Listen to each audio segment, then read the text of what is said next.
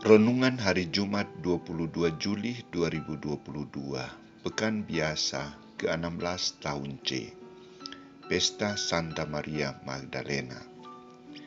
Maria, Rabuni, janganlah memegang aku. Bacaan pertama diambil dari Kitab Kidung Agung bab 3 ayat 1 sampai 4a atau dari surat kedua Rasul Paulus kepada jemaat di Korintus bab 5 ayat 14 sampai 17 dan bacaan Injil dari Injil Yohanes bab 20 ayat 1 ayat 11 sampai 18. Saudara-saudariku terkasih, seseorang yang telah diselamatkan dari kesusahannya akan selalu mengingat jasa orang bersangkutan. Jatuh cintanya Maria Magdalena dengan Yesus terjadi setelah Yesus menyelamatkan Maria Magdalena dari ancaman hukum mati. Maria Magdalena kemudian meninggalkan segala perbuatannya yang lama dan mengikuti Yesus, menjadi pelayan Yesus. Dalam beberapa kisah Injil disebutkan Maria Magdalena sangat aktif dalam perjalanan dan karya misi Yesus, termasuk juga dalam kisah penderitaan dan wafat Yesus di salib. Maria hadir menjadi saksinya. Saudara-saudariku terkasih, kisah Injil hari ini Santo Yohanes menampilkan Maria yang pergi seorang diri ke makam Yesus dengan tujuan untuk berjumpa dengan Dia. Ia menemukan sesuatu yang sungguh menakjubkan dan membingungkan baginya. Ia melihat dua orang malaikat yang berpakaian putih, yang satu duduk di sebelah kepala dan yang satu duduk di sebelah kaki tempat Yesus dibaringkan. Malaikat itu membuka dialog dengan Maria. "Ibu, mengapa engkau menangis?" Jawab Maria kepada mereka, "Tuhanku telah diambil orang dan aku tidak tahu di mana ia diletakkan."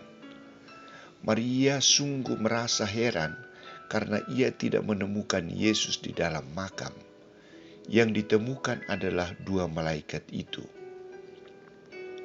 Ia melihat Yesus berdiri di situ, tetapi ia tidak tahu bahwa itu adalah Yesus. Mata Maria masih ditutupi oleh ketakutan dan kecemasan. Ia tidak melihat Yesus secara jelas. Maka Yesus coba membuka dialog dengan Maria dengan sebutan sapaan yang sama. "Ibu, mengapa engkau menangis? Siapa yang engkau cari?" Maria menyangka Yesus adalah penunggu taman. Lalu ia berkata kepadanya, "Tuan, jika Tuan yang mengambil dia, katakanlah kepadaku di mana Tuan meletakkan dia, supaya aku dapat mengambilnya." Maria belum melihat jelas siapa yang sedang berbicara dengan dia. Fokus perhatian Maria adalah pada di mana Yesus diletakkan.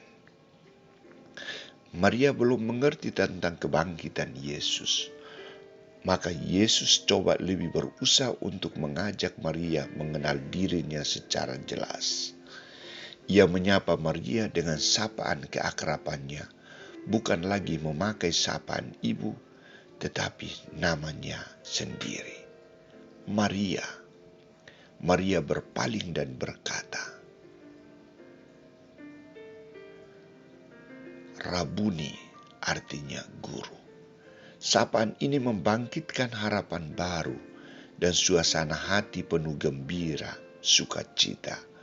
Perjumpaan antara seorang murid dengan gurunya, orang yang sungguh dikasihinya. Orang yang dicari telah hadir dan menyapanya. Dengan sapaan ini, Maria menerima tugas baru dari Yesus untuk menjadi saksi kebangkitan bagi para murid-Nya.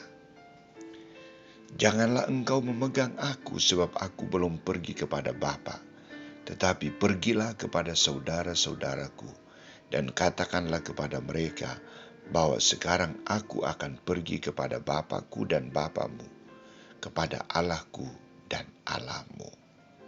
Maria Magdalena mendapat tugas baru mewartakan kebangkitan Yesus. Maria pergi dan berkata kepada murid-muridnya, "Aku telah melihat Tuhan," dan juga bahwa dia mengatakan hal-hal itu kepadanya. Maria sebagai seorang yang paling hina mendapat tempat yang pertama dan utama dalam sejarah kebangkitan Yesus. Pertanyaannya, mengapa Yesus menampakkan dirinya pertama kepada Maria Magdalena? Karena ia mau membalas orang yang mengasihinya. Ia mau menunjukkan dirinya kepada orang yang mencarinya, orang yang rindu berjumpa dengan dia.